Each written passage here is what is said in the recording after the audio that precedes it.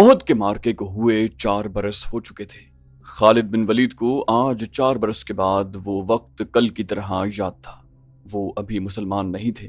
انہیں یقین تھا کہ مسلمانوں کو اہل قریش کچل کر رکھ دیں گے، لیکن مسلمان جس طرح جانیں قربان کر رہے تھے اس نے خالد بن ولید کو پریشان کر دیا تھا۔ یوں لگتا تھا جیسے مسلمان پیادوں سے قریش کے گھوڑے بھی خوفزدہ تھے۔ خالد نے اپنے گھوڑے کو ایڑ لگائی اور اس خونریز مارکے میں ابو سفیان کو تلاش کرتا اس تک پہنچا۔ خالد نے ابو سفیان سے کہا، کیا ہم مسلمانوں کو فیصلہ کن شکست دینے کے قابل نہیں رہے؟ کیا قریش کی ماؤں کے دودھ ناقص تھے کہ یہ ان مٹھی بھر مسلمانوں سے خوفزدہ ہوئے جا رہے ہیں؟ ابو سفیان نے کہا، دیکھو خالد، جب تک محمد ان کے ساتھ ہے اور وہ زندہ سلامت ہے، یہ خون کا آخری قطرہ بہہ جانے تک شکست نہیں کھائیں گے۔ خالد بن ولید نے کہا، تو یہ فرض مجھے کیوں نہیں سونپتے تھے؟ ابو سفیان نے کہا، نہیں، تم اپنے سواروں کے پاس جاؤ، تمہاری قیادت کے بغیر وہ بکھر جائیں گے۔ محمد اور اس کے ساتھیوں پر حملہ کرنے کے لیے میں پیادے بھیج رہا ہوں۔ آج مدینہ کی طرف جاتے ہوئے خالد کو افسوس ہو رہا تھا کہ ابو سفیان نے اس کے ایک عزم کو کچل ڈالا تھا۔ رسول خدا صلی اللہ علیہ وسلم کے قتل کو وہ اپنا فرض سمجھتا تھا۔ وہ رسول خدا صلی اللہ علیہ وسلم کو قتل کر کے اپنے سب سے بڑے دیوتاؤں حبل اور عزا کی خوشنودی حاصل کرنا چاہتا تھا۔ اس نے اپنے سالار کا حکم ماننا ضروری سمجھا اور اپنے سوار دستے کی طرف چلا گیا۔ اسے اطمینان ضرور تھا کہ رسول اکرم صلی اللہ علیہ وسلم کے ساتھ اب چند ایک ساتھی ہی رہ گئے ہوں گے اور آپ علیہ السلام کو قتل کرنا اب کوئی مشکل نہیں ہوگا اور اس کے بعد مسلمان اٹھنے کے قابل نہیں ہوں گے۔ خالد کو میدان جنگ کی کیفیت بڑی اچھی طرح یاد تھی۔ اس نے ذرا بلندی سے دیکھا تھا کہ احد کے دامن میں دور دور تک زمین خون سے لال ہو گئی تھی۔ کہیں گھوڑے تڑپ رہے تھے اور کہیں خون میں نہائے ہوئے انسان کر رہے تھے۔ زخمیوں کو اٹھانے کا ابھی کسی کو ہوش نہ تھا۔ پھر اس نے دیکھا پیادہ قریش رسول کریم صلی اللہ علیہ وسلم کے پاس پہنچ گئے تھے اور انہوں نے آپ علیہ السلام کے ساتھیوں کا حلقہ بھی توڑ لیا تھا۔ قریش کے 3 آدمی عتبہ بن ابی وقاص، عبداللہ بن شہاب اور ابن قمہ رسول کریم صلی اللہ علیہ وسلم پر پتھر برسانے لگے۔ عجیب صورت یہ تھی کہ عتبہ کے سگے بھائی سعد بن ابی وقاص رسول اکرم صلی اللہ علیہ وسلم کی حفاظت میں لڑ رہے تھے۔ رسول اکرم کے ساتھیوں کی تعداد نہ ہونے کے برابر رہ گئی تھی یا وہ لڑتے لڑتے بکھر گئے تھے۔ عتبہ نے آپ علیہ السلام پر جو پتھر برسائے ان سے آپ علیہ السلام کے نیچے والے 2 دانت ٹوٹ گئے اور نچلا ہونٹ بھی زخمی ہو گیا۔ عبداللہ کے پتھر سے آپ علیہ السلام کی پیشانی پر خاصا گہرا زخم آیا۔ ابن قمہ نے آپ علیہ السلام کے قریب آ کر اتنی زور سے پتھر مارا کہ آپ علیہ السلام کے خود کی زنجیر کی 2 کڑیاں ٹوٹ کر رخسار میں اتر گئیں۔ ان سے رخسار کی ہڈی بھی بری طرح مجروح ہوئی۔ آپ علیہ السلام نے برچھی سے دشمنوں پر وار کرنے کی بھرپور کوشش کی، لیکن دشمن قریب نہیں آتے تھے۔ آپ علیہ السلام کا خون اتنا نکل گیا تھا کہ آپ علیہ السلام گر پڑے۔ اس وقت آپ علیہ السلام کے ایک صحابی طلحہ رضی اللہ عنہ نے، جو قریش کے دوسرے آدمیوں کے ساتھ لڑ رہے تھے، دیکھ لیا اور دوڑتے ہوئے آپ علیہ السلام کے پاس پہنچے۔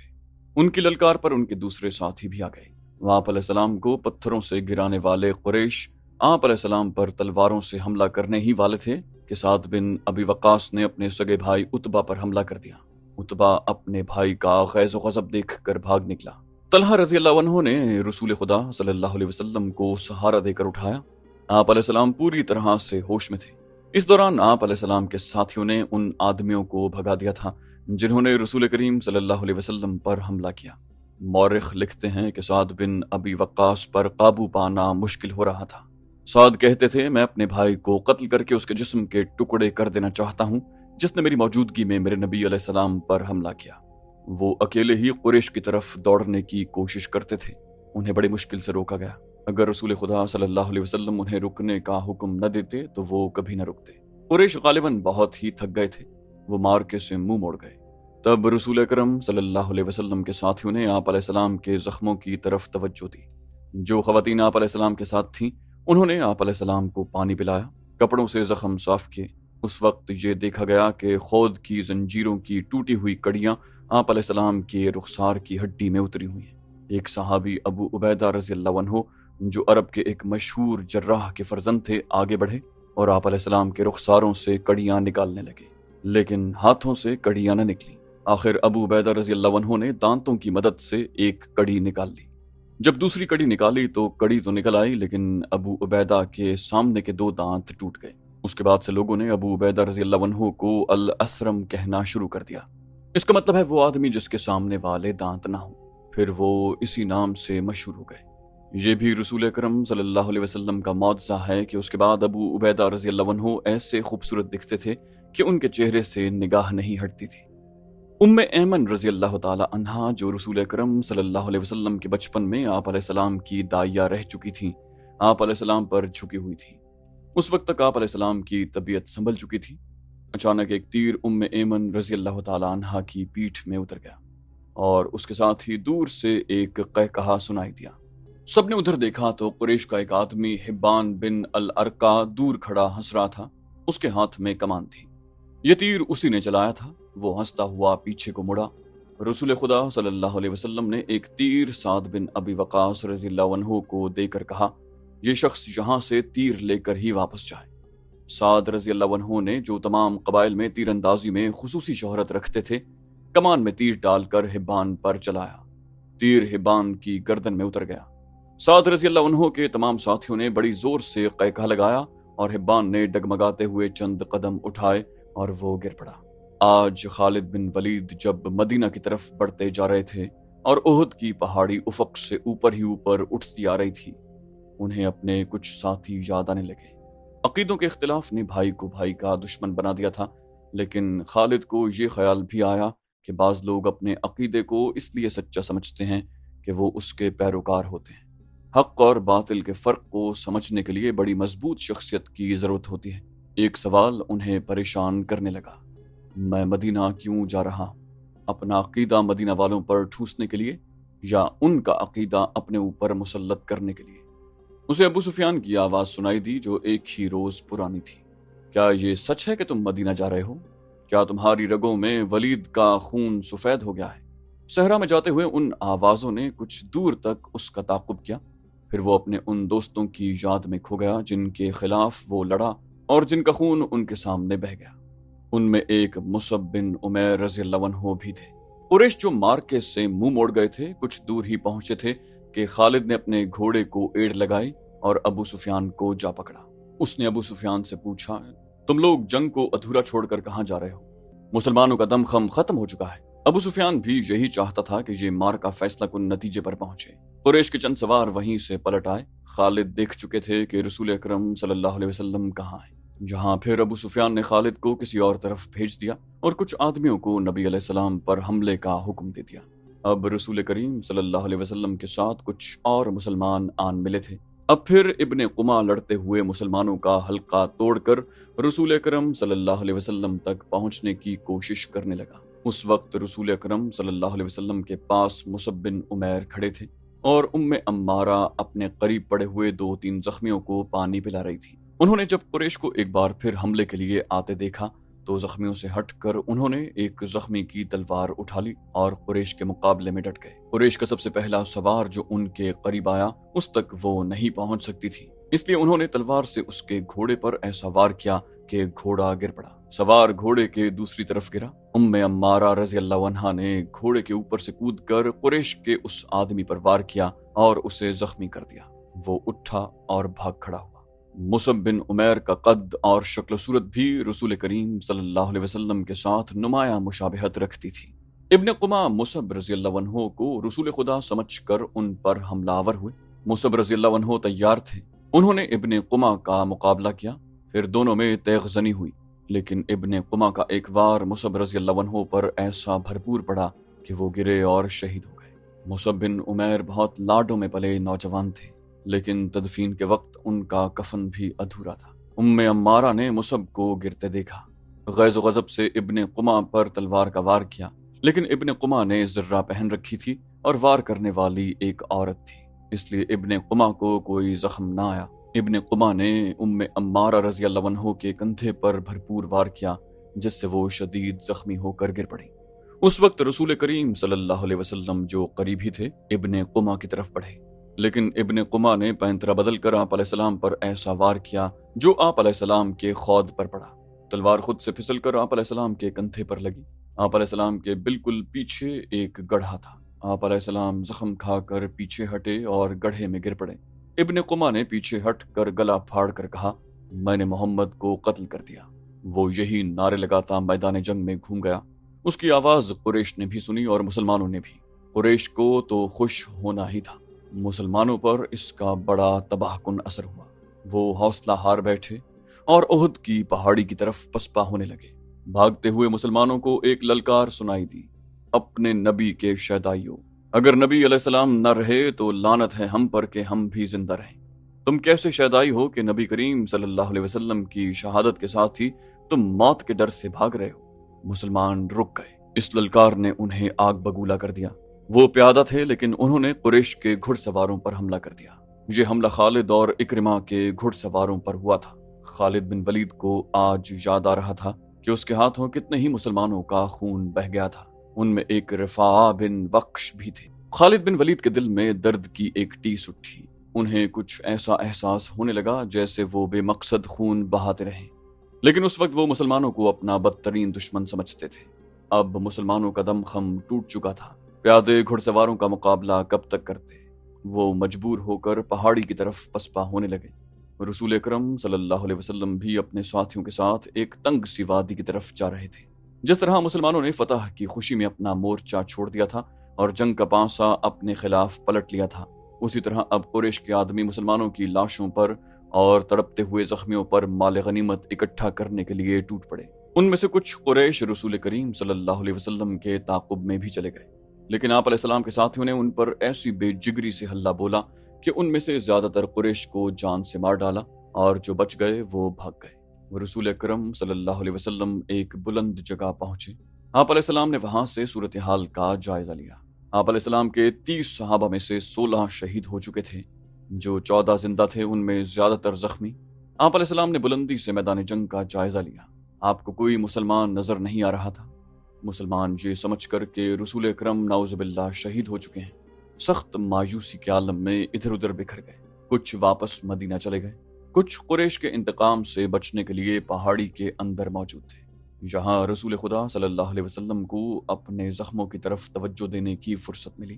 آپ علیہ السلام کی بیٹی حضرت فاطمہ رضی اللہ تعالی عنہا، جو آپ علیہ السلام کو ہر طرف تلاش کر کر کے تھک چکی تھی، آپ علیہ السلام کے پاس آ پہنچی تھی۔ قریب ہی ایک چشمہ تھا۔ حضرت علی رضی اللہ عنہ وہاں سے کسی چیز میں پانی لائے اور آپ علیہ السلام کو پلایا۔ حضرت فاطمہ رضی اللہ عنہا آپ کے زخم دھونے لگی۔ وہ سسک سسک کر رو رہی تھی۔ خالد بن ولید کو آج یاد آ رہا تھا کہ رسول کریم صلی اللہ علیہ وسلم کی شہادت کی خبر نے انہیں کیسا روحانی سا اطمینان دیا تھا، لیکن ایک للکار نے انہیں چونکا دیا۔ وادی میں للکار کی گونج بڑی دور تک سنائی دے رہی تھی۔ کوئی بڑی ہی بلند آواز میں کہہ رہا تھا، مسلمانوں خوشیاں مناؤ، ہمارے نبی علیہ السلام زندہ اور سلامت ہیں۔ اس للکار پر خالد کو ہنسی بھی آئی تھی اور افسوس بھی ہوا تھا۔ اس نے اپنے آپ سے کہا تھا کہ کوئی مسلمان پاگل ہو گیا ہے۔ ہوا یوں تھا کہ جس طرح مسلمان اکا دکا ادھر ادھر بکھر گئے تھے یا چھپ گئے تھے، اسی طرح کعب بن مالک رضی اللہ عنہ نام کا ایک مسلمان ادھر ادھر گھومتا پہاڑی کے اس مقام کی طرف چلا گیا جہاں رسول اکرم سستا رہے تھے۔ اس نے نبی کریم صلی اللہ علیہ وسلم کو دیکھا تو اس نے جذبات کی شدت سے نعرہ لگایا، ہمارے نبی علیہ السلام زندہ ہیں۔ تمام مسلمان جو اکیلے اکیلے یا دو دو چار چار کی ٹولیوں میں ادھر ادھر بکھر گئے تھے، اس آواز پر دوڑ کر آئے۔ حضرت عمر رضی اللہ عنہ بھی اسی آواز پر رسول خدا صلی اللہ علیہ وسلم تک پہنچے تھے۔ اس سے پہلے ابو سفیان میدان جنگ میں پڑی ہوئی ہر ایک لاش کو دیکھتا پھر رہا تھا۔ وہ رسول کریم صلی اللہ علیہ وسلم کا جسد مبارک تلاش کر رہا تھا۔ اسے قریش کا جو بھی آدمی ملتا وہ اس سے پوچھتا، تم نے محمد کی لاش نہیں دیکھی؟ اسی تلاش میں خالد بن ولید اس کے سامنے آ گیا۔ ابو سفیان نے پوچھا، خالد تم نے محمد کی لاش نہیں دیکھی؟ خالد بن ولید نے جواب دیا، نہیں، اور ابو سفیان کی طرف ذرا جھک کر پوچھا، کیا تمہیں یقین ہے کہ محمد قتل ہو چکا ہے؟ ابو سفیان نے جواب دیا، ہاں، وہ ہم سے بچ کر کہاں جا سکتا ہے، تمہیں شک ہے؟ خالد بن ولید نے جواب دیا، ہاں ابو سفیان، میں اس وقت تک شک میں رہتا ہوں جب تک کہ اپنی آنکھوں سے نہ دیکھ لوں۔ محمد اتنی آسانی سے قتل ہو جانے والا شخص نہیں۔ ابو سفیان نے تکبر کے لہجے میں کہا، معلوم ہوتا ہے تم پر اس کا طلسم طاری ہو گیا ہے۔ کیا محمد ہم میں سے نہیں تھا؟ کیا تم اسے نہیں جانتے؟ جو شخص اتنی قتل و غارت کا ذمہ دار ہے، ایک روز اسے بھی قتل ہونا ہے۔ وہ قتل ہو چکا ہے، جاؤ اور دیکھو اس کی لاش کو پہچانو، ہم اس کا سر کاٹ کر مکہ لے جائیں گے۔ این اسی وقت پہاڑی میں سے کعب بن مالک رضی اللہ عنہ کی للکار گرجی، مسلمانوں خوشیاں مناؤ، ہمارے نبی علیہ السلام زندہ سلامت ہیں۔ پھر یہ آواز بجلی کی کڑک کی طرح گرجتی کڑکتی وادی اور میدان میں گھومتی پھرتی رہی۔ خالد نے کہا، سن لیا ابو سفیان، اب میں تمہیں بتاتا ہوں کہ محمد کہاں ہے۔ میں اس پر حملہ کرنے جا رہا ہوں، لیکن میں تمہیں یقین نہیں دلا سکتا کہ میں محمد کو قتل کر کے آؤں گا۔ کچھ دیر پہلے خالد بن ولید نے رسول کریم صلی اللہ علیہ وسلم اور ان کے ساتھیوں کو پہاڑی کے اندر جاتے دیکھا تھا، لیکن وہ بہت دور تھے۔ خالد ہار ماننے والا اور اپنے ارادے کو ادھورا چھوڑنے والا آدمی نہیں تھا۔ اس نے اپنے چند ایک سواروں کو ساتھ لیا اور پہاڑی کے اس مقام کی طرف بڑھنے لگا جدھر اس نے رسول کریم صلی اللہ علیہ وسلم کو جاتے دیکھا تھا۔ مشہور مورخ ابن ہشام کی تحریر سے پتہ چلتا ہے کہ رسول اکرم صلی اللہ علیہ وسلم نے جب خالد کو اپنے سواروں کے ساتھ اس گھاٹی پر چڑھتے دیکھا جہاں آپ علیہ السلام تھے، تو آپ علیہ السلام کے منہ سے بے ساختہ دعا نکلی، خدا ذوالجلال انہیں اس وقت وہیں کہیں روک لے۔ خالد اپنے سواروں کے ساتھ گھاٹی چڑھتا جا رہا تھا۔ وہ ایک درہ سا تھا جو تنگ ہوتا چلا جا رہا تھا۔ گھوڑوں کو ایک قطار میں ہونا پڑا۔ رسول کریم صلی اللہ علیہ وسلم زخموں سے چور تھے۔ حضرت عمر رضی اللہ عنہ نے جب خالد اور اس کے سواروں کو اوپر آتے ہوئے دیکھا تو وہ تلوار نکال کر کچھ نیچے اترے۔ حضرت عمر رضی اللہ عنہ نے للکارا، ولید کے بیٹے، اگر لڑائی لڑنا جانتے ہو تو اس درے کی تنگی کو دیکھ لو، اس چڑھائی کو دیکھ لو، کیا تم اپنے سواروں کے ساتھ ہمارے ہاتھ سے بچ کر نکل جاؤ گے؟ خالد لڑنے کے فن کو خوب سمجھتا تھا۔ اس نے دیکھ لیا تھا کہ یہ جگہ گھوڑوں کو گھما پھرا کر لڑنے کے لیے موزوں نہیں ہے بلکہ خطرناک ہے۔ خالد نے خاموشی سے اپنا گھوڑا گھمایا اور اپنے سواروں کے ساتھ وہاں سے نیچے اتر آیا۔ جنگ احد ختم ہو چکی تھی۔ قریش اس لحاظ سے برتری کا دعویٰ کر سکتے تھے کہ انہوں نے مسلمانوں کو زیادہ نقصان پہنچایا، لیکن یہ جنگ ہار جیت کے بغیر ختم ہو گئی تھی۔ خالد بن ولید کو جیسے اپنی آواز سنائی دی، لیکن یہ ہماری شکست تھی۔ مسلمانوں کی نفری 700 تھی اور ہم 3000 تھے۔ ہمارے پاس 200 گھوڑے تھے۔ ہماری فتح تب ہوتی جب ہم محمد کو قتل کرتے تھے۔ خالد نے اپنے آپ میں جھنجھناہٹ محسوس کی۔ اس پر ایسی کیفیت طاری ہو گئی کہ اس کے دانت بجنے لگے۔ اسے جنگ کا آخری منظر یاد آنے لگا۔ اس نے اس بھیانک یاد کو ذہن سے نکالنے کے لیے سر کو جھٹکا دیا، لیکن مکھیوں کی طرح یہ یاد اس کے ارد گرد بھن بھناتی رہی۔ اسے اپنے آپ میں شرم سی محسوس ہونے لگی۔ جنگجو یوں نہیں کیا کرتے۔ خالد جب حضرت عمر رضی اللہ عنہ کی للکار پر واپس آ رہے تھے تو اس بلندی سے اس کی نظر میدان جنگ پر پڑی۔ وہاں لاشیں بکھری ہوئی تھی، شاید ان میں بے ہوش زخمی بھی ہوں گے۔ لاشوں اور زخمیوں کو اٹھانے کے لیے نہ ابھی مسلمان آگے بڑھے تھے نہ قریش۔ خالد کو ابو سفیان کی بیوی ہند نظر آئی۔ وہ ہاتھ میں خنجر لیے ہوئے دوڑے چلی آ رہی تھی۔ اس کے اشارے پر قریش کی وہ عورتیں جو قریش کے لشکر کے ساتھ آئی تھیں اس کے پیچھے پیچھے دوڑی آئیں۔ ہند ہر ایک لاش کو دیکھتی تھی۔ وہ اونچے قد کی اور فربہی مائل جسم کی پہلوان قسم کی عورت تھی۔ وہ ہر ایک لاش کو دیکھتی تھی۔ کوئی لاش اوندھے منہ پڑی ہوئی نظر آتی تو وہ پاؤں کی ٹھوکر سے اس لاش کو سیدھا کر کے دیکھتی۔ اس نے اپنے ساتھ کی عورتوں سے کہا کہ وہ حمزہ رضی اللہ عنہ کی لاش تلاش کریں۔ اسے حمزہ رضی اللہ عنہ کی لاش مل گئی۔ ہند بھوکے درندے کی طرح لاش کو چیرنے پھاڑنے لگی۔ اس نے دوسری عورتوں کو دیکھا جو اس کے قریب کھڑی تھی۔ ہند نے ان عورتوں سے یوں کہا جیسے وہ پاگل ہو چکی ہو، کھڑی کا دیکھ رہی ہو؟ یہ دیکھو میں نے اپنے باپ، اپنے چچا اور اپنے بیٹے کے قاتل کی لاش کا کیا حال کر دیا۔ جاؤ مسلمانوں کی ہر ایک لاش کا یہی حال کر دو اور سب کے کان اور ناک کاٹ کر لیا۔ اب وہ عورتیں مسلمانوں کی لاشوں کو چیرنے پھاڑنے کے لیے وہاں سے ہٹ گئیں تو ہند نے خنجر سے حمزہ رضی اللہ عنہ کا پیٹ چاک کر کے اس کے اندر ہاتھ ڈالا۔ اس کا ہاتھ باہر آیا تو اس میں حمزہ رضی اللہ عنہ کا کلیجہ تھا۔ ہند نے وہ خنجر سے کاٹ لیا۔ اس نے اسی پر اکتفا نہ کیا۔ حمزہ رضی اللہ عنہ کے کلیجے کا ایک ٹکڑا کاٹ کر اس نے اپنے منہ میں ڈال لیا اور بری طرح اسے چبانے لگی، لیکن تھوڑی دیر کے بعد اس نے کلیجے کے اس ٹکڑے کو اگل دیا۔ خالد کو دور ابو سفیان کھڑا نظر آیا۔ ہند کی اس وحشیانہ حرکت نے خالد کا مزہ کرکرا کر دیا تھا۔ وہ جنگجو تھا، وہ صرف آمنے سامنے آ کر لڑنے والا آدمی تھا۔ اپنے دشمن کی لاشوں کے ساتھ یہ سلوک نہ صرف یہ کہ اسے پسند نہ آیا بلکہ اس نے نفرت کی نگاہ سے دیکھا۔ ابو سفیان کو دیکھ کر خالد بن ولید نے اپنے گھوڑے کو ایڑ لگائی اور ابو سفیان کے پاس جا کر گھوڑا روک دیا۔ خالد نے غصے اور حقارت کے ملے جلے لہجے میں کہا، ابو سفیان، کیا تم اپنی بیوی اور ان عورتوں کی اس وحشیانہ حرکت کو پسند کر رہے ہو؟ ابو سفیان نے خالد کی طرف ایسی نگاہوں سے دیکھا جن میں بے بسی کی جھلک تھی اور صاف پتہ چلتا تھا کہ اسے لاشوں کے ساتھ اپنی بیوی کا یہ سلوک پسند نہیں۔ خاموش کیوں ہو ابو سفیان؟ ابو سفیان نے دبی سی زبان میں کہا، تم ہند کو جانتے ہو خالد؟ یہ عورت اس وقت پاگلوں سے بدتر ہے۔ اگر میں یا تم اسے روکنے کے لیے آگے بڑھے تو یہ خنجر سے ہمارے پیٹ بھی چاک کر دے گی۔ خالد ہند کو جانتا تھا۔ وہ ابو سفیان کی بے بسی کو سمجھ گیا۔ ابو سفیان نے سر جھکایا، گھوڑے کی لگام کو جھٹکا دیا اور منہ پھیر کر دوسری طرف چل پڑا۔ خالد بن ولید بھی اس منظر کو برداشت نہ کر سکا۔ جب ہند حمزہ رضی اللہ عنہ کی لاش کا کلیجہ چبا کر اگل چکی تو اس نے پیچھے دیکھا۔ اس کے پیچھے جبیر بن مطعم کا غلام وحشی بن حرب کھڑا تھا۔ اس کے ہاتھ میں افریقہ کی بنی ہوئی وہی برچھی تھی جس سے اس نے حمزہ رضی اللہ عنہ کو شہید کیا تھا۔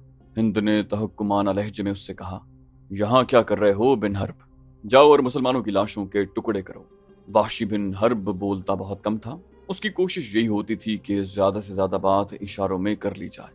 اس نے ہند کا حکم ماننے کے بجائے اپنا ہاتھ ہند کے آگے پھیلا دیا اور اس کی نظریں ہند کے گلے میں لٹکتے ہوئے سونے کے ہار پر جم گئیں۔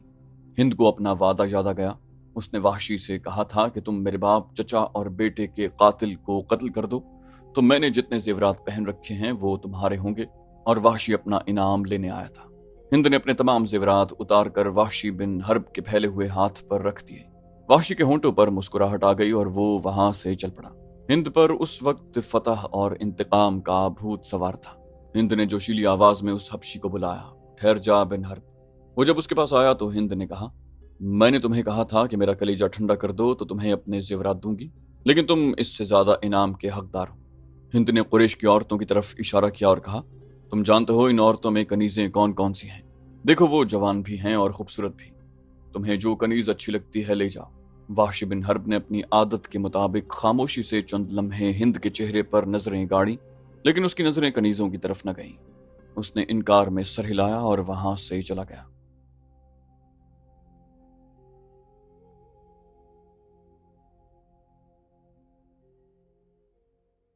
تو دوستو یہ تھی ہماری آج کی ایپیسوڈ۔ امید کرتے ہیں آپ کو ہماری ایپیسوڈ پسند آئی ہوگی۔ جانے سے پہلے اس ویڈیو کو لائک، شیئر اور کامنٹ کرنا مت بھولیے، اور اگر آپ ہمارے چینل پر نئے ہیں تو اسے سبسکرائب کیجئے اور بیل آئیکن پر کلک کیجئے تاکہ آپ کو تمام ویڈیوز فوراً ملتی رہیں۔ اگلی ویڈیو تک کے لیے اپنا خیال رکھیے۔ اللہ حافظ۔ احد کے مارکے کو ہوئے 4 برس ہو چکے تھے۔ خالد بن ولید کو آج 4 برس کے بعد وہ وقت کل کی طرح یاد تھا۔ وہ ابھی مسلمان نہیں تھے۔ انہیں یقین تھا کہ مسلمانوں کو اہل قریش کچل کر رکھ دیں گے، لیکن مسلمان جس طرح جانیں قربان کر رہے تھے اس نے خالد بن ولید کو پریشان کر دیا تھا۔ یوں لگتا تھا جیسے مسلمان پیادوں سے قریش کے گھوڑے بھی خوفزدہ تھے۔ خالد نے اپنے گھوڑے کو ایڑ لگائی اور اس خونریز مارکے میں ابو سفیان کو تلاش کرتا اس تک پہنچا۔ خالد نے ابو سفیان سے کہا، کیا ہم مسلمانوں کو فیصلہ کن شکست دینے کے قابل نہیں رہے؟ کیا قریش کی ماؤں کے دودھ ناقص تھے کہ یہ ان مٹھی بھر مسلمانوں سے خوفزدہ ہوئے جا رہے ہیں؟ ابو سفیان نے کہا، دیکھو خالد، جب تک محمد ان کے ساتھ ہے اور وہ زندہ سلامت ہے، یہ خون کا آخری قطرہ بہہ جانے تک شکست نہیں کھائیں گے۔ خالد بن ولید نے کہا، تو یہ فرض مجھے کیوں نہیں سونپ دیتے؟ ابو سفیان نے کہا، نہیں، تم اپنے سواروں کے پاس جاؤ، تمہاری قیادت کے بغیر وہ بکھر جائیں گے۔ محمد اور اس کے ساتھیوں پر حملہ کرنے کے لیے میں پیادے بھیج رہا ہوں۔ آج مدینہ کی طرف جاتے ہوئے خالد کو افسوس ہو رہا تھا کہ ابو سفیان نے اس کے ایک عزم کو کچل ڈالا تھا۔ رسول خدا صلی اللہ علیہ وسلم کے قتل کو وہ اپنا فرض سمجھتا تھا۔ وہ رسول خدا صلی اللہ علیہ وسلم کو قتل کر کے اپنے سب سے بڑے دیوتاؤں حبل اور عزا کی خوشنودی حاصل کرنا چاہتا تھا۔ اس نے اپنے سالار کا حکم ماننا ضروری سمجھا اور اپنے سوار دستے کی طرف چلا گیا۔ اسے اطمینان ضرور تھا کہ رسول اکرم صلی اللہ علیہ وسلم کے ساتھ اب چند ایک ساتھی ہی رہ گئے ہوں گے، اور آپ علیہ السلام کو قتل کرنا اب کوئی مشکل نہیں ہوگا، اور اس کے بعد مسلمان اٹھنے کے قابل نہیں ہوں گے۔ خالد کو میدان جنگ کی کیفیت بڑی اچھی طرح یاد تھی۔ اس نے ذرا بلندی سے دیکھا تھا کہ احد کے دامن میں دور دور تک زمین خون سے لال ہو گئی تھی۔ کہیں گھوڑے تڑپ رہے تھے اور کہیں خون میں نہائے ہوئے انسان کر رہے تھے۔ زخمیوں کو اٹھانے کا ابھی کسی کو ہوش نہ تھا۔ پھر اس نے دیکھا پیادہ قریش رسول کریم صلی اللہ علیہ وسلم کے پاس پہنچ گئے تھے، اور انہوں نے آپ علیہ السلام کے ساتھیوں کا حلقہ بھی توڑ لیا تھا۔ قریش کے 3 آدمی عتبہ بن ابی وقاص، عبداللہ بن شہاب اور ابن قمار رسول کریم صلی اللہ علیہ وسلم پر پتھر برسانے لگے۔ عجیب صورت یہ تھی کہ عتبہ کے سگے بھائی سعد بن ابی وقاص رسول اکرم صلی اللہ علیہ وسلم کی حفاظت میں لڑ رہے تھے۔ رسول اکرم کے ساتھیوں کی تعداد نہ ہونے کے برابر رہ گئی تھی، یا وہ لڑتے لڑتے بکھر گئے تھے۔ عتبہ نے آپ علیہ السلام پر جو پتھر برسائے ان سے آپ علیہ السلام کے نیچے والے 2 دانت ٹوٹ گئے اور نچلا ہونٹ بھی زخمی ہو گیا۔ عبداللہ کے پتھر سے آپ علیہ السلام کی پیشانی پر خاصا گہرا زخم آیا۔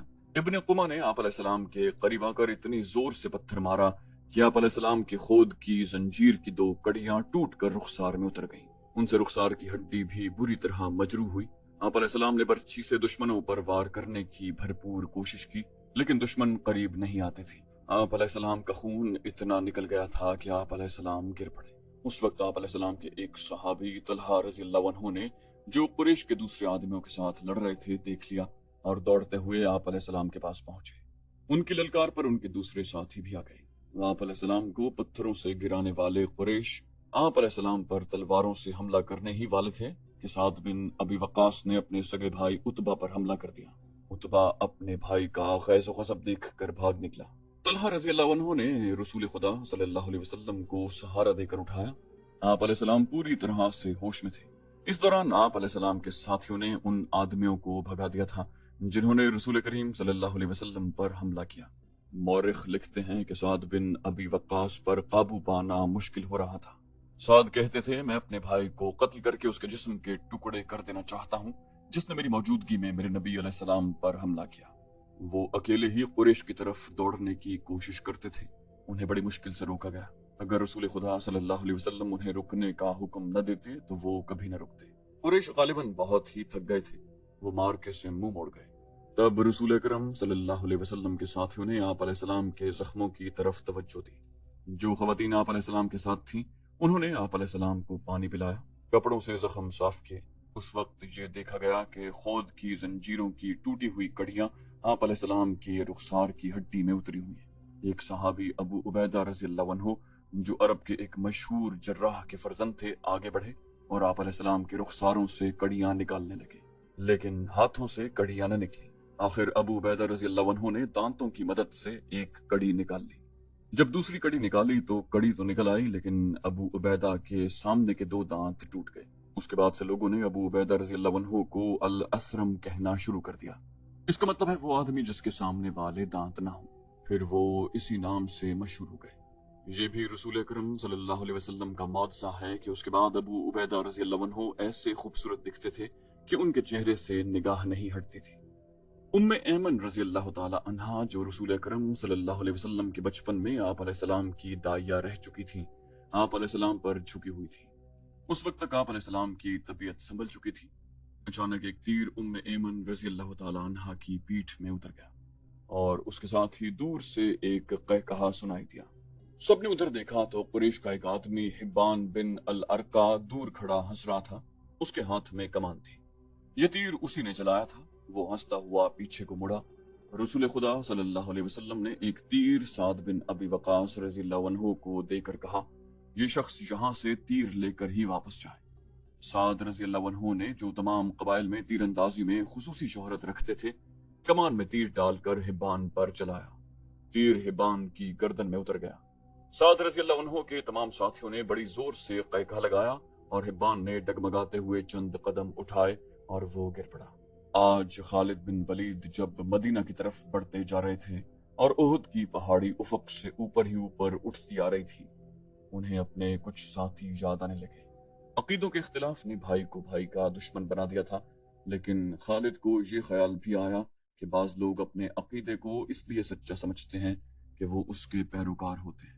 حق اور باطل کے فرق کو سمجھنے کے لیے بڑی مضبوط شخصیت کی ضرورت ہوتی ہے۔ ایک سوال انہیں پریشان کرنے لگا، میں مدینہ کیوں جا رہا ہوں؟ اپنا عقیدہ مدینہ والوں پر ٹھوسنے کے لیے یا ان کا عقیدہ اپنے اوپر مسلط کرنے کے لیے؟ اسے ابو سفیان کی آواز سنائی دی جو ایک ہی روز پرانی تھی۔ کیا یہ سچ ہے کہ تم مدینہ جا رہے ہو؟ کیا تمہاری رگوں میں ولید کا خون سفید ہو گیا ہے؟ صحرا میں جاتے ہوئے ان آوازوں نے کچھ دور تک اس کا تعاقب کیا، پھر وہ اپنے ان دوستوں کی یاد میں کھو گیا جن کے خلاف وہ لڑا اور جن کا خون ان کے سامنے بہہ گیا۔ ان میں ایک مصعب بن عمیر رضی اللہ عنہ بھی تھے۔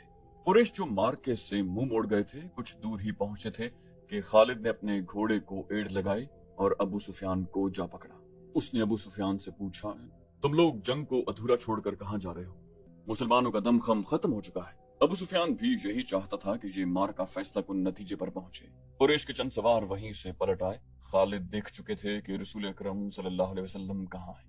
جہاں پھر ابو سفیان نے خالد کو کسی اور طرف بھیج دیا۔ और कुछ आदमियों को नबी अलैहिस्सलाम पर हमले का हुक्म दे दिया। अब रसूल करीम सल्लल्लाहु अलैहि वसल्लम के साथ कुछ और मुसलमान आन मिले थे। अब फिर इब्ने कुमा लड़ते हुए मुसलमानों का हल्का तोड़कर रसूल अकरम सल्लल्लाहु अलैहि वसल्लम तक पहुंचने की कोशिश करने लगा। उस वक्त रसूल अकरम सल्लल्लाहु अलैहि वसल्लम के पास मुसअब बिन उमैर खड़े थे और उम्मे अम्मारा अपने करीब पड़े हुए 2-3 जख्मियों को पानी पिला रही थी। उन्होंने जब कुरैश को एक बार फिर हमले के लिए आते देखा तो जख्मियों से हटकर उन्होंने एक जख्मी की तलवार उठा ली और कुरैश के मुकाबले में डट गए। कुरैश का सबसे पहला सवार जो उनके करीब आया उस तक वो नहीं पहुंच सकती थी, इसलिए उन्होंने तलवार से उसके घोड़े पर ऐसा वार किया कि घोड़ा गिर पड़ा। सवार घोड़े के दूसरी तरफ गिरा। उम्मे अम्मारा रज़ी अल्लाह अन्हा ने घोड़े के ऊपर से कूदकर कुरैश के उस आदमी पर वार किया और उसे जख्मी कर दिया। वो उठा और भाग खड़ा हुआ। मुसअब बिन उमैर का कद और शक्ल सूरत भी रसूल करीम सल्लल्लाहु अलैहि वसल्लम के साथ नुमाया मुशाबहत रखती थी। इब्ने कुमा मुसअब रज़ियल्लाहु अन्हु को रसूल खुदा समझकर उन पर हमलावर हुए। मुसअब रज़ियल्लाहु अन्हु तैयार थे।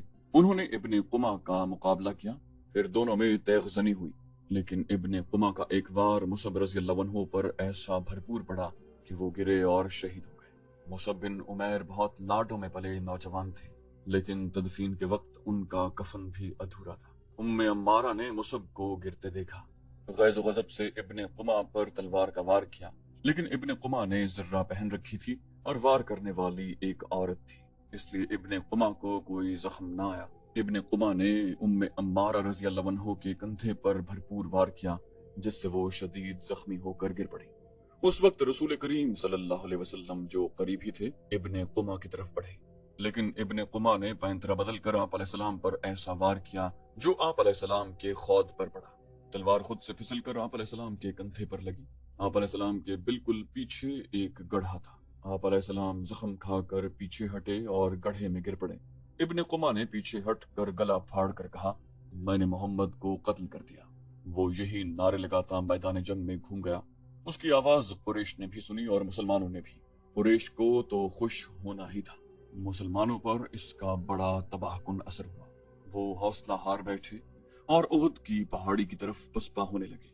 भागते हुए मुसलमानों को एक ललकार सुनाई दी, अपने नबी के शैदाइयों, अगर नबी अलैहिस्सलाम न रहे तो लानत है हम पर कि हम भी जिंदा रहें। तुम कैसे शैदाई हो कि नबी करीम सल्लल्लाहु अलैहि वसल्लम की शहादत के साथ ही तुम मौत के डर से भाग रहे हो। मुसलमान रुक गए। इस ललकार ने उन्हें आग बगूला कर दिया। वो प्यादा थे, लेकिन उन्होंने कुरैश के घुड़सवारों पर हमला कर दिया। ये हमला खालिद और इक्रिमा के घुड़सवारों पर हुआ था। खालिद बिन वलीद को आज याद आ रहा था कि उसके हाथों कितने ही मुसलमानों का खून बह गया था। उनमें एक रिफा बिन वक्श भी थे। खालिद बिन वलीद के दिल में दर्द की एक टीस उठी। उन्हें कुछ ऐसा एहसास होने लगा जैसे वो बेमकसद खून बहाते रहे, लेकिन उस वक्त वो मुसलमानों को अपना बदतरीन दुश्मन समझते थे। अब मुसलमानों का दमखम टूट चुका था। प्यादे घुड़सवारों का मुकाबला कब तक करते। वो मजबूर होकर पहाड़ी की तरफ पसपा होने लगे। रसूल अकरम सल्लल्लाहु अलैहि वसल्लम भी अपने साथियों के साथ एक तंग सी वादी की तरफ जा रहे थे। जिस तरह मुसलमानों ने फतह की खुशी में अपना मोर्चा छोड़ दिया था और जंग का पांसा अपने खिलाफ पलट लिया था, उसी तरह अब कुरैश के आदमी मुसलमानों की लाशों पर और तड़पते हुए जख्मियों पर माल गनीमत इकट्ठा करने के लिए टूट पड़े। उनमें से कुछ कुरैश रसूल करीम सल्लल्लाहु अलैहि वसल्लम के ताकुब में भी चले गए, लेकिन आप अलैहिस्सलाम के साथियों ने उन पर ऐसी बेजिगरी से हल्ला बोला कि उनमें से ज्यादातर कुरैश को जान से मार डाला और जो बच गए वो भाग गए। रसूल अकरम सल्लल्लाहु अलैहि वसल्लम एक बुलंद जगह पहुंचे। आप अलैहिस्सलाम ने वहां से सूरत हाल का जायजा लिया। आप अलैहिस्सलाम के 30 सहाबा में से 16 शहीद हो चुके थे। जो 14 जिंदा थे उनमें ज्यादातर जख्मी। आप अलैहिस्सलाम ने बुलंदी से मैदान जंग का जायजा लिया। आपको कोई मुसलमान नजर नहीं आ रहा था। मुसलमान ये समझ कर के रसूल अकरम नाउज़ुबिल्लाह शहीद हो चुके हैं, सख्त मायूसी के आलम में इधर उधर बिखर गए। कुछ वापस मदीना चले गए, कुछ कुरैश के इंतकाम से बचने के लिए पहाड़ी के अंदर मौजूद थे। जहां रसूल खुदा सल्लल्लाहु अलैहि वसल्लम को अपने जख्मों की तरफ तवज्जो देने की फुर्सत मिली। आप अलैहिस्सलाम की बेटी हजरत फातिमा रजी अल्लाह ताला अन्हा, जो आप अलैहिस्सलाम को हर तरफ तलाश कर करके थक चुकी थी, आप अलैहिस्सलाम के पास आ पहुंची थी। करीब ही एक चश्मा था। हजरत अली रजी अल्लाह अन्हु वहां से किसी चीज में पानी लाए और आप अलैहिस्सलाम को पिलाया। हजरत फातिमा रजी अल्लाह अन्हा आपके जख्म धोने लगी। वो सिसक सिसक कर रो रही थी। خالد بن ولید کو آج یاد آ رہا تھا کہ رسول کریم صلی اللہ علیہ وسلم کی شہادت کی خبر نے انہیں کیسا روحانی سا اطمینان دیا تھا، لیکن ایک للکار نے انہیں چونکا دیا۔ وادی میں للکار کی گونج بڑی دور تک سنائی دے رہی تھی۔ کوئی بڑی ہی بلند آواز میں کہہ رہا تھا، مسلمانوں خوشیاں مناؤ، ہمارے نبی علیہ السلام زندہ اور سلامت ہے۔ اس للکار پر خالد کو ہنسی بھی آئی تھی اور افسوس بھی ہوا تھا۔ اس نے اپنے آپ سے کہا تھا کہ کوئی مسلمان پاگل ہو گیا ہے۔ ہوا یوں تھا کہ جس طرح مسلمان اکا دکا ادھر ادھر بکھر گئے تھے یا چھپ گئے تھے، اسی طرح کعب بن مالک رضی اللہ عنہ نام کا ایک مسلمان ادھر ادھر گھومتا پہاڑی کے اس مقام کی طرف چلا گیا جہاں رسول اکرم سستا رہے تھے۔ اس نے نبی کریم صلی اللہ علیہ وسلم کو دیکھا تو اس نے جذبات کی شدت سے نعرہ لگایا، ہمارے نبی علیہ السلام زندہ ہیں۔ تمام مسلمان جو اکیلے اکیلے یا دو دو چار چار کی ٹولیوں میں ادھر ادھر بکھر گئے تھے، اس آواز پر دوڑ کر آئے۔ حضرت عمر رضی اللہ عنہ بھی اسی آواز پر رسول خدا صلی اللہ علیہ وسلم تک پہنچے تھے۔ اس سے پہلے ابو سفیان میدان جنگ میں پڑی ہوئی ہر ایک لاش کو دیکھتا پھر رہا تھا۔ وہ رسول کریم صلی اللہ علیہ وسلم کا جسد مبارک تلاش کر رہا تھا۔ اسے قریش کا جو بھی آدمی ملتا وہ اس سے پوچھتا، تم نے محمد کی لاش نہیں دیکھی؟ اسی تلاش میں خالد بن ولید اس کے سامنے آ گیا۔ ابو سفیان نے پوچھا، خالد تم نے محمد کی لاش نہیں دیکھی؟ خالد بن ولید نے جواب دیا، نہیں، اور ابو سفیان کی طرف ذرا جھک کر پوچھا، کیا تمہیں یقین ہے کہ محمد قتل ہو چکا ہے؟ ابو سفیان نے جواب دیا، ہاں، وہ ہم سے بچ کر کہاں جا سکتا ہے، تمہیں شک ہے؟ خالد بن ولید نے جواب دیا، ہاں ابو سفیان، میں اس وقت تک شک میں رہتا ہوں جب تک کہ اپنی آنکھوں سے نہ دیکھ لوں۔ محمد اتنی آسانی سے قتل ہو جانے والا شخص نہیں۔ ابو سفیان نے تکبر کے لہجے میں کہا، معلوم ہوتا ہے تم پر اس کا طلسم طاری ہو گیا ہے۔ کیا محمد ہم میں سے نہیں تھا؟ کیا تم اسے نہیں جانتے؟ جو شخص اتنی قتل و غارت کا ذمہ دار ہے، ایک روز اسے بھی قتل ہونا ہے۔ وہ قتل ہو چکا ہے، جاؤ اور دیکھو اس کی لاش کو پہچانو، ہم اس کا سر کاٹ کر مکہ لے جائیں گے۔ این اسی وقت پہاڑی میں سے کعب بن مالک رضی اللہ عنہ کی للکار گرجی، مسلمانوں خوشیاں مناؤ، ہمارے نبی علیہ السلام زندہ سلامت ہیں۔ پھر یہ آواز بجلی کی کڑک کی طرح گرجتی کڑکتی وادی اور میدان میں گھومتی پھرتی رہی۔ خالد نے کہا، سن لیا ابو سفیان، اب میں تمہیں بتاتا ہوں کہ محمد کہاں ہے۔ میں اس پر حملہ کرنے جا رہا ہوں، لیکن میں تمہیں یقین نہیں دلا سکتا کہ میں محمد کو قتل کر کے آؤں گا۔ کچھ دیر پہلے خالد بن ولید نے رسول کریم صلی اللہ علیہ وسلم اور ان کے ساتھیوں کو پہاڑی کے اندر جاتے دیکھا تھا، لیکن وہ بہت دور تھے۔ خالد ہار ماننے والا اور اپنے ارادے کو ادھورا چھوڑنے والا آدمی نہیں تھا۔ اس نے اپنے چند ایک سواروں کو ساتھ لیا اور پہاڑی کے اس مقام کی طرف بڑھنے لگا جدھر اس نے رسول کریم صلی اللہ علیہ وسلم کو جاتے دیکھا تھا۔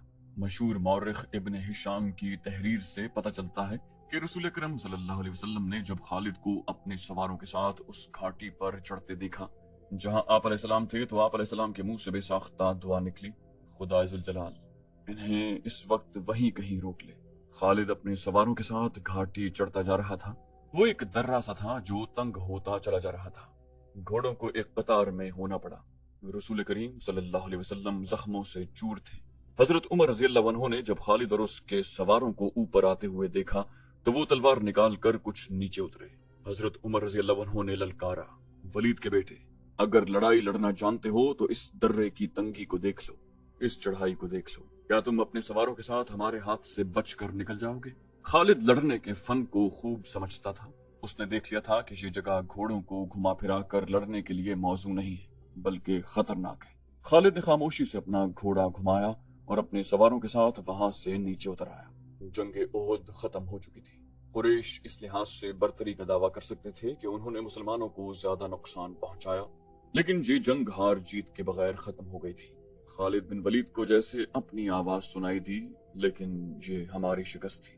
مسلمانوں کی نفری 700 تھی اور ہم 3000 تھے۔ ہمارے پاس 200 گھوڑے تھے۔ ہماری فتح تب ہوتی جب ہم محمد کو قتل کرتے تھے۔ خالد نے اپنے آپ میں جھنجھناہٹ محسوس کی۔ اس پر ایسی کیفیت طاری ہو گئی کہ اس کے دانت بجنے لگے۔ اسے جنگ کا آخری منظر یاد آنے لگا۔ اس نے اس بھیانک یاد کو ذہن سے نکالنے کے لیے سر کو جھٹکا دیا، لیکن مکھیوں کی طرح یہ یاد اس کے ارد گرد بھن بھناتی رہی۔ اسے اپنے آپ میں شرم سی محسوس ہونے لگی۔ جنگجو یوں نہیں کیا کرتے۔ خالد جب حضرت عمر رضی اللہ عنہ کی للکار پر واپس آ رہے تھے تو اس بلندی سے اس کی نظر میدان جنگ پر پڑی۔ وہاں لاشیں بکھری ہوئی تھی، شاید ان میں بے ہوش زخمی بھی ہوں گے۔ لاشوں اور زخمیوں کو اٹھانے کے لیے نہ ابھی مسلمان آگے بڑھے تھے نہ قریش۔ خالد کو ابو سفیان کی بیوی ہند نظر آئی۔ वो हाथ में खंजर लिए हुए दौड़े चली आ रही थी। उसके इशारे पर कुरैश की वो औरतें जो कुरैश के लश्कर के साथ आई थीं, उसके पीछे पीछे दौड़ी आईं। हिंद हर एक लाश को देखती थी। वो ऊंचे कद की और फरबही माइल जिस्म की पहलवान किस्म की औरत थी। वो हर एक लाश को देखती थी। कोई लाश औंधे मुंह पड़ी हुई नजर आती तो वो पांव की ठोकर से उस लाश को सीधा करके देखती। उसने अपने साथ की औरतों से कहा कि वो हमजा रजी अल्लाह अन्हु की लाश तलाश करें। उसे हमजा रजी अल्लाह अन्हु की लाश मिल गई। हिंद भूखे दरिंदे की तरह लाश को चीरने फाड़ने लगी। उसने दूसरी औरतों को देखा जो उसके करीब खड़ी थी। हिंद ने उन औरतों से यूं कहा जैसे वो पागल हो चुकी हो, खड़ी क्या देख रही हो? ये देखो, मैंने अपने बाप, अपने चचा और अपने बेटे के कातिल की लाश का क्या हाल कर दिया। जाओ, मुसलमानों की हर एक लाश का यही हाल कर दो और सबके कान और नाक काट कर लिया। अब वो औरतें मुसलमानों की लाशों को चीरने फाड़ने के लिए वहां से हट गईं, तो हिंद ने खंजर से हमजा रजी अल्लाह अन्हु का पेट चाक करके उसके अंदर हाथ डाला। उसका हाथ बाहर आया तो उसमें हमजा रजी अल्लाह अन्हु का कलेजा था। हिंद ने वो खंजर से काट लिया। उसने उसी पर इक्तिफा न किया। हमजा रजी अल्लाह अन्हु के कलेजे का एक टुकड़ा काट कर उसने अपने मुंह में डाल लिया और बुरी तरह उसे चबाने लगी। लेकिन थोड़ी देर के बाद उसने कलेजे के उस टुकड़े को उगल दिया। खालिद को दूर अबू सुफियान खड़ा नजर आया। हिंद की इस वहशियाना हरकत ने खालिद का मजा किरकिरा कर दिया था। वो जंगजू था। वो सिर्फ आमने सामने आकर लड़ने वाला आदमी था। अपने दुश्मन की लाशों के साथ ये सलूक न सिर्फ ये कि उसे पसंद न आया, बल्कि उसने नफरत की निगाह से देखा। अबू सुफियान को देखकर खालिद बिन वलीद ने अपने घोड़े को एड़ लगाई और अबू सुफियान के पास जाकर घोड़ा रोक दिया। खालिद ने गुस्से और हक़ारत के मिले जुले लहजे में कहा, अबू सुफियान, क्या तुम अपनी बीवी और इन औरतों की इस वहशियाना हरकत को पसंद कर रहे हो? अबू सुफियान ने खालिद की तरफ ऐसी निगाहों से देखा जिनमें बेबसी की झलक थी और साफ पता चलता था कि उसे लाशों के साथ अपनी बीवी का ये सलूक पसंद नहीं। खामोश क्यों हो अबू सुफियान? अबू सुफियान ने तभी सी जबान में कहा, तुम हिंद को जानते हो खालिद, ये औरत इस वक्त पागलों से बदतर है। अगर मैं या तुम इसे रोकने के लिए आगे बढ़े तो ये खंजर से हमारे पेट भी चाक कर देगी। खालिद हिंद को जानता था। वो अबू सुफियान की बेबसी को समझ गया। अबू सुफियान ने सर झुकाया, घोड़े की लगाम को झटका दिया और मुंह फेर कर दूसरी तरफ चल पड़ा। खालिद बिन वलीद भी इस मंजर को बर्दाश्त न कर सका। जब हिंद हमजा रज़ी अल्लाह अन्हु की लाश का कलेजा चबाकर उगल चुकी तो उसने पीछे देखा। उसके पीछे जुबैर बिन मुतिम का गुलाम वाहशी बिन हर्ब खड़ा था। उसके हाथ में अफ्रीका की बनी हुई वही बर्छी थी जिससे उसने हमजा रज़ी अल्लाह अन्हु को शहीद किया था। हिंद ने तहक्कुमाना लहजे में उससे कहा, यहाँ क्या कर रहे हो बिन हर्ब? जाओ और मुसलमानों की लाशों के टुकड़े करो। वाहशी बिन हर्ब बोलता बहुत कम था। उसकी कोशिश यही होती थी कि ज्यादा से ज्यादा बात इशारों में कर ली जाए। उसने हिंद का हुक्म मानने के बजाय अपना हाथ हिंद के आगे फैला दिया और उसकी नजरें हिंद के गले में लटकते हुए सोने के हार पर जम गईं। हिंद को अपना वादा याद आ गया। उसने वाहशी से कहा था कि तुम मेरे बाप, चचा और बेटे के कातिल को कत्ल कर दो तो मैंने जितने जेवरात पहन रखे हैं वो तुम्हारे होंगे। और वाहशी अपना इनाम लेने आया था। हिंद ने अपने तमाम जेवरात उतार कर वाहशी बिन हर्ब के फैले हुए हाथ पर रख दिए। वाहशी के होंठों पर मुस्कुराहट आ गई और वो वहां से चल पड़ा। हिंद पर उस वक्त फतह और इंतकाम का भूत सवार था। हिंद ने जोशीली आवाज में उस हबशी को बुलाया, ठहर जा बिन हर्ब। वो जब उसके पास आया तो हिंद ने कहा, मैंने तुम्हें कहा था कि मेरा कलेजा ठंडा कर दो तो तुम्हें अपने जेवरात दूंगी, लेकिन तुम इससे ज्यादा इनाम के हकदार हो। हिंद ने कुरैश की औरतों की तरफ इशारा किया और कहा, तुम जानते हो इन औरतों में कनीजें कौन कौन सी हैं? देखो, वो जवान भी हैं और खूबसूरत भी। तुम्हें जो कनीज अच्छी लगती है ले जाओ। वाहशी बिन हर्ब ने अपनी आदत के मुताबिक खामोशी से चंद लम्हे हिंद के चेहरे पर नजरें गाड़ी, लेकिन उसकी नजरें कनीजों की तरफ न गईं। उसने इनकार में सर हिलाया और वहां से चला गया।